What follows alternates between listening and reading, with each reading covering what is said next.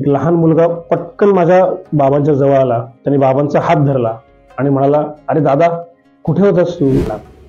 त्यानंतर त्या प्रसंगाचं आणखीन एक मोठं स्वरूप हे असं की त्या 8 वर्षाच्या मुलाला त्याच्या मागच्या जन्माची अत्यंत क्लिअर सुस्पष्ट अशी स्मृती होती.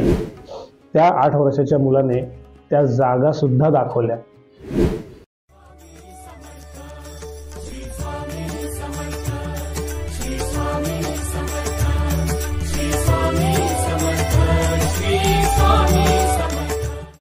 नमस्कार, मी अक्षय मदन कुलकर्णी तुम्हा सर्वांचं स्वागत करतो श्री स्वामी समर्थ मठ कसबा पेठ या यूट्यूब चॅनलमध्ये.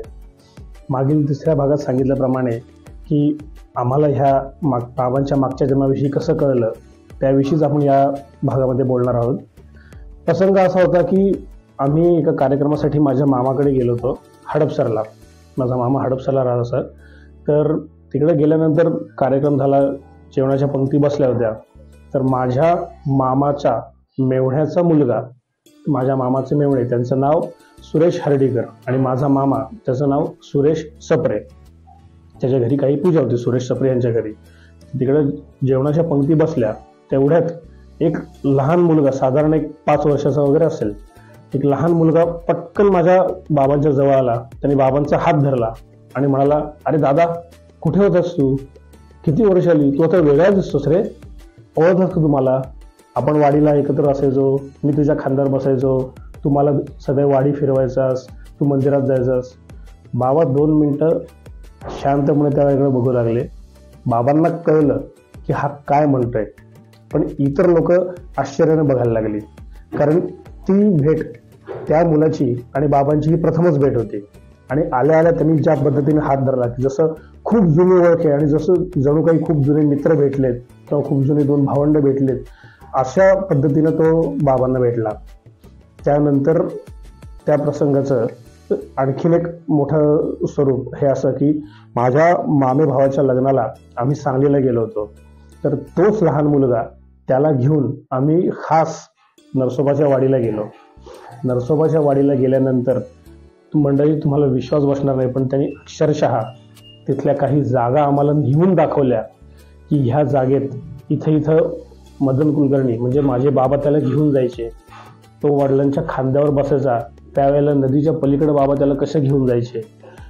तिथं असलेल्या घागरी, नरसोबाच्या वाडीला जर आपण गेलात तर तिथं महाराजांना जेव्हा पाणी आणतात तर त्या पाणी आणण्यासाठी तिथं घागरी आहेत, पितळ्याच्या आणि तांब्याच्या. त्या घागरी त्याने दाखवल्या की दादा तू ही घागर घेऊन जायचास, तुझ्या खांद्यावरनं तू खालनं वरती यायचास, पूजेला वापरायचास. त्या अभिषेक हे त्याला अभिषेक करण्यासाठी असं त्याला उच्चार करता आले. म्हटलं पूजेसाठी तू पाणी आणायचास घागर खांद्यावर ठेवून. इतक्या सगळ्या प्रसंग, इतक्या सगळ्या गोष्टी त्या मुलांनी तिथं दाखवल्या. त्या मुलांनी त्या 7-8 वर्षाचं वय असेल त्याचं फार फार, कारण त्या म्हणजे हडपसरला आम्ही भेटलो तेव्हा तो एक 5 वर्षाचा असेल. त्यानंतर एक 2-3 वर्षाचा काळ गेला मध्ये, नक्की किती ते मला लक्षात नाही, पण 8 वर्ष आपण धरू असं. त्या 8 वर्षाच्या मुलाने त्या जागा सुद्धा दाखवल्या. मी आश्चर्याने बघत होतो, माझी आई आश्चर्याने बघत होती, पण बाबा मात्र मिश्किल हसत होते. बाबांना ते कळत होतं हे मला नंतर समजलं. बाबांना ह्या सगळ्याचं ज्ञान होतं. त्या मुलाचं नाव श्रेयस हर्डीकर. सुरेश हर्डीकर आणि श्रेयस हर्डीकर हे मूळचे राहणारे सांगलीचे. त्या 8 वर्षाच्या मुलाला त्याच्या मागच्या जन्माची अत्यंत क्लिअर सुस्पष्ट अशी स्मृती होती. पटण्यासाठी अवघड आहे, पण हे सत्य आहे मित्रांनो. दुर्दैव त्यावेळेला माझ्याकडे असं कुठलाही मोबाईल, असं कुठलंही डिव्हाइस नव्हतं की जेणेकरून तो जे मुलगा दाखवतोय त्यांनी शूट केलं असतं, रेकॉर्ड केलं असतं. जसं आज या मोबाईलच्या माध्यमातून मी हे रेकॉर्ड करतोय, त्यावेळेला माझ्याकडे कुठलाही फोन नव्हता असं की ज्याच्यामध्ये हे फॅसिलिटीज असतील, रेकॉर्ड केलं जाईल. सुचलंही नाही, महाराजांची इच्छा. पण त्या क्षणाला हे आम्हाला रिव्हील झालं.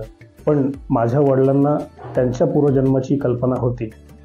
आणि हे सगळं कसं समजतं तर याचं अगदी साधं आणि सोपं उत्तर असं की साध्या तुकाराम महाराजांनी आपल्याला दाखवलेल्या भक्ती मार्गाचा प्रवास ज्यावेळेला आपण चालू ठेवतो त्यामध्ये सातत्य ठेवतो आणि ज्या देवतेची आपण भक्ती करतो त्या देवतेला गुरु स्वरूप मानून जेव्हा आपण त्याला शरण जातो तेव्हा सद्गुरूच्या कृपेमुळे आपल्याला हे ज्ञान आपोआप मिळतं. कुठेही प्रश्नोत्तर करण्यासाठी जावं लागत नाही, कुठलंही पुस्तकं वाचावं लागत नाही. बसल्या जागी आपला सद्गुरू आपल्याला हे सगळं ज्ञान देतो. हे ज्ञानाची कवाड पूर्ण उघडतो आणि आपला सद्गुरू म्हणजेच आपलं शुद्ध स्वरूप. मी स्वामींची भक्ती करतो.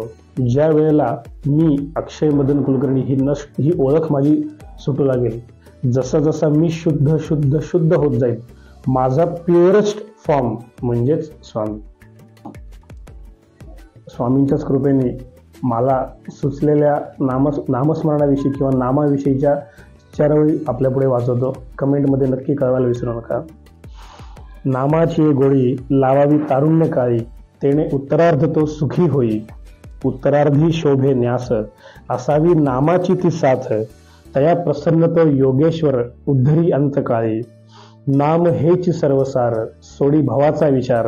बहु तरले हा संसार स्मरण मात्रे. म्हणून म्हणारे म्हणा स्वामी नाम, वसे अंतरी तोची हा आत्माराम. पुन्हा भेटू पुढील भागामध्ये. तोपर्यंत श्री स्वामी समर्थ.